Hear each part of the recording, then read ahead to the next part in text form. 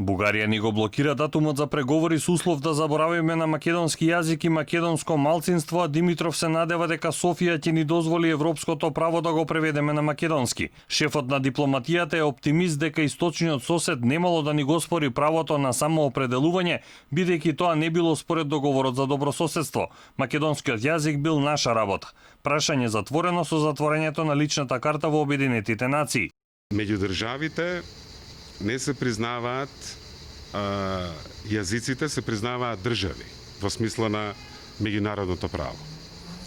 Нас не ни треба признавање или печат од било која друга држава во однос на македонскиот јазик.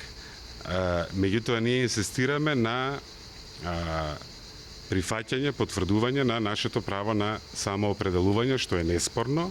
Експертската јавност пак е со спротивен став. Нацрт преговарачката рамка е важен чекор, но сепак реалноста за јазикот е поинаква. Марија Ристевска од Центарот за истражување и креирање политики вели дека постои европски акт за официјализирање на јазиците во ЕУ, а државите членки, меѓу кои и Бугарија, ќе имаат можност рамката да ја усогласат според нивните национални интереси. Дополнително, нереално е Европската унија од страна на партиите во Македонија да се користи за добивање политички поени и да се поставуваат превисоки очекувања, истакнува Ристевска. Искрено мислам дека нема да има македонски јазик, може да остане мајчин јазик, но не сум таа што треба да каже.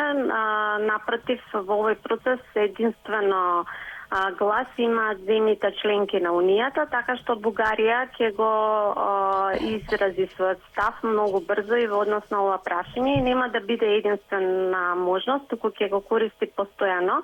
Тоа е овозможено и со новата методологија, а и со самата преговарачка рамка.